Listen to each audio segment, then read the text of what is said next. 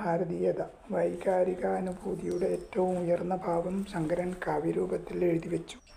അസ്താം സാവധിയം പ്രസൂതി സമയെ എന്നാരംഭിക്കുന്ന ആ പദ്യം ഏറ്റവും വലിയ വിശ്വകവിക്ക് തോന്നാനോ വർണ്ണിക്കാനോ ആവാത്ത ആഴമുറ്റ ഭാവങ്ങൾ നിറഞ്ഞിരിക്കുന്നു. ഒരു കുഞ്ഞിനെ ഒരു സ്ത്രീ ഗർഭം ധരിക്കുന്ന നാൾതൊട്ട് അതിനുവേണ്ടി ആ ഒരാൾ അനുഭവിച്ചു വരുന്ന അനേകം മഹാദുഃഖങ്ങളിൽ ഒരെണ്ണത്തിന് പോലും പ്രത്യുപകാരം നൽകുവാൻ ഏറ്റവും നല്ല മകന് പോലും സാധിക്കില്ലയോ, ആ അമ്മക്കായിട്ട് നമസ്കാരം എന്ന് അതിൻ്റെ സാരം ഒഴുക്കനായിട്ട് പറയാം.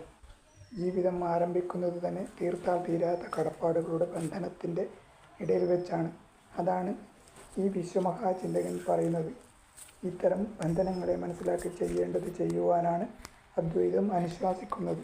പക്ഷേ നമ്മെ ചരിത്ര ക്ലാസ്സുകളിലും തത്വശാസ്ത്ര ക്ലാസ്സുകളിലും സാഹിത്യ ക്ലാസ്സുകളിലും ശാസ്ത്ര ക്ലാസ്സുകളിലും വെച്ച് എന്താണ് എന്ന് പഠിപ്പിച്ചുകൊണ്ടിരിക്കുന്നത്?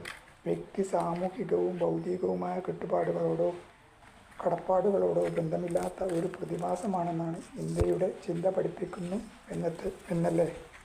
ഷൈറ്റ്സർ പറഞ്ഞതും മെക്കോളോ പറഞ്ഞതുമെല്ലാം ഇവരുടെ നാവിൽ എന്നും നൃത്തം ചെയ്യുന്നു. പക്ഷേ ഇവിടെ നടന്ന സംഭവങ്ങളുടെ സത്യം അവരുടെ ചൂണ്ടത്തും